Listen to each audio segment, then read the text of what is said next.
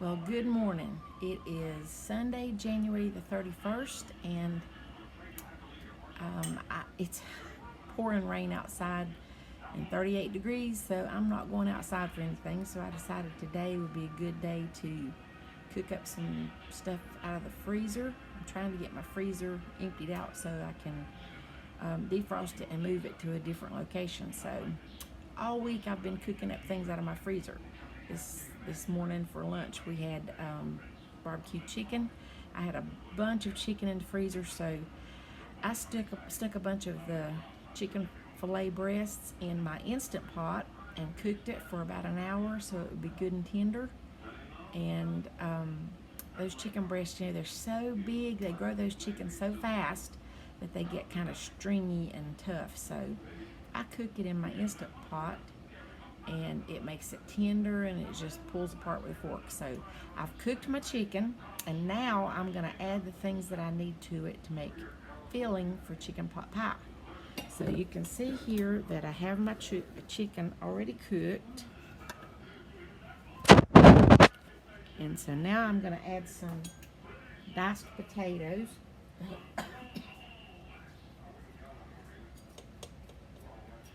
I had some little red potatoes that I needed to cook.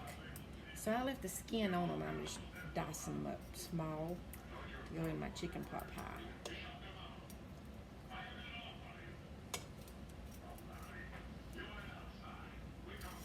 Now I know you are probably going to be bored to death sitting here watching me dice potatoes. And I do this the way my mama did, just in my hand. You could do it on a cutting board if you want to. So I'm going to dice up about maybe 4 or 5 more potatoes, and we'll be back. Alright, so I've got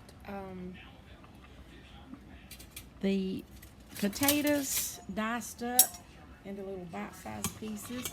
I hope you can see that. I put those in with the chicken. And now I'm just dicing up a carrot in small pieces to add to it. Like I said, you can do this on a cutting board. It's probably a little bit safer, especially if you're new to using a kitchen knife. But alright, so there is our chicken and red potatoes and carrots. Now you can put an onion in this if you want to. I don't normally put an onion in mine, but we're just going to let that simmer until the carrots and potatoes are tender, which will only be about 30 minutes. And this is just the water that I cooked the chicken in. I added 1 container of chicken broth, and now I'm going to salt it a little bit. So I'm going to put about a teaspoon of salt in there, and a little bit of pepper. Well, that's salt. Okay, and I'm just going to let that simmer for about 30 minutes.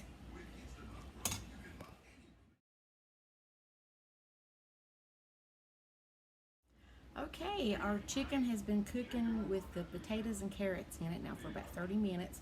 So everything is tender. The carrots and the potatoes are done because they were diced real small.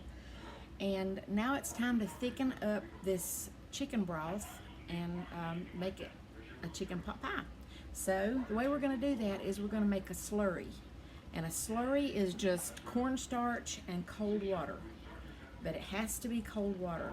If you put hot water in cornstarch or in flour or any kind of thickening agent, it's just going to lump up and it's going to be a mess, and it just makes lumps in whatever you're putting it in.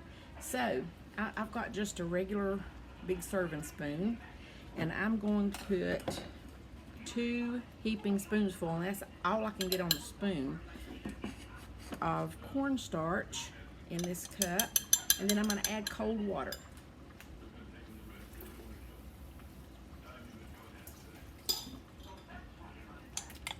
Alright, so that is, I just added about a 1/2 cup of cold water just so that I could dissolve the cornstarch in it.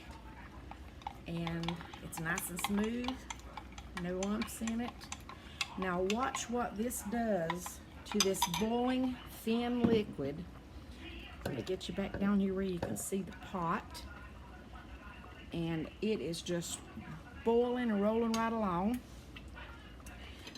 And so, and see this, get a different spoon.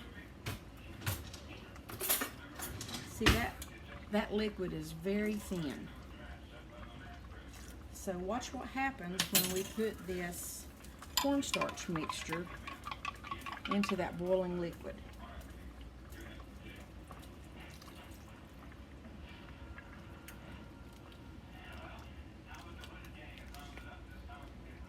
Almost immediately, when that cornstarch slurry hits that boiling liquid, it thickens it. So that's a little bit thicker. We still need it just a little thicker yet. So I'm going to mix up another big spoonful of cornstarch.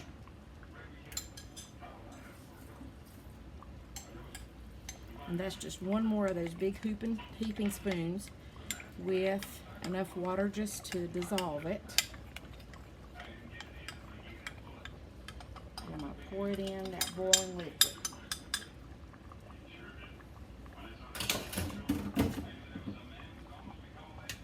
All right, I hope you can see that. That's starting to thicken up. And as it cools, it will get even thicker. So you just experiment with how much, because I won't know, you know, how much chicken and how much water you've got in there, so that I wouldn't be able to give you the correct proportions. But just use a spoonful of cornstarch at a time with just enough water to dissolve it, and add it to your boiling liquid until you get it thick, like a thick soup, like maybe a cream-based soup. And let it boil for just a couple of minutes, and then we're going to turn it off and let it cool and see how thick it gets. All right, our filling has been cooling for about an hour, and look how thick it has gotten. So you could go ahead and put this in your pan now and top it with the crust. I'm actually not going to fix this for dinner today. I'm fixing these to put in the freezer, so I'm going to wait till tomorrow and put this in the refrigerator overnight. Then I'm going to put it in the pans, put a little pat of butter or two on it, and top it with the crust, and I'll show you that tomorrow. Well, good afternoon. It is the next day after I made my chicken pot pie filling. I could have gone ahead and used it right then if I'd have wanted to put my pie crust on, but I have found that if you put that filling in the pan and then put a pie crust on top of it, it starts melting the crust a little bit. So I wasn't in a hurry for it because I wasn't going to have it for dinner last night. So I just put it in the refrigerator and refrigerated it overnight. And whoa, this is how it has thickened up. Remember that cornstarch slurry that we made has made it really good and thick. So now all we need to do is just put it in the pan and put our pie crust on top.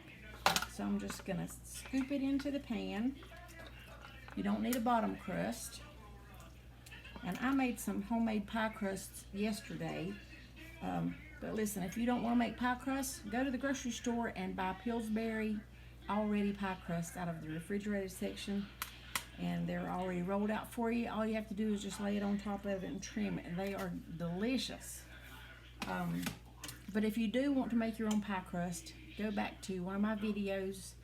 I think it was September the 19th. I looked back last night, and I teach you how to make your pie crust from scratch, and it is not hard. So I hope you'll try it. It's one of those things that it's really intimidating, but it really is not hard, especially if you have a food processor.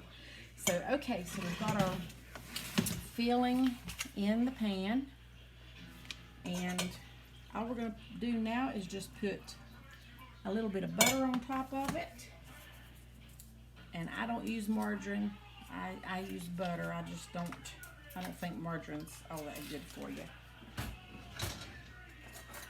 So, I'm going to just, let's move this over here so you can see it. Just put a few pats of butter on top of it, and that's going to add some moisture when it starts cooking. and it'll steam up and help bake everything. Okay. Now, this is one of my homemade pie crusts I made yesterday, and I just put it in the refrigerator in a Ziploc bag overnight. So now all I'm going to do is just lay that on top.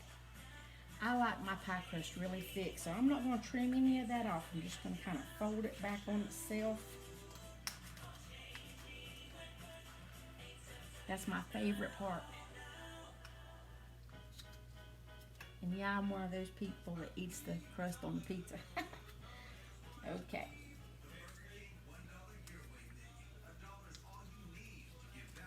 Now, simple and easy. And what I'm going to do now is I'm going to wrap these in aluminum foil, and I'm going to put them in the freezer. I'm actually going to double wrap these so they don't freezer burn. And I'm going to put them in the freezer. I'm going to cut a couple of slits in the top so they can steam when they start baking. I'm going to take them out of the freezer. If you were to bake this now, it probably wouldn't take more than about 45 minutes. All you need to do is just bake it until the crust gets brown, because everything on the inside is already done. If you take it straight out of the freezer, it's going to take over an hour to bake it to where the crust is good and brown. So I'll hope to have a picture of the finished product for you here in a little bit, and I hope you'll enjoy this.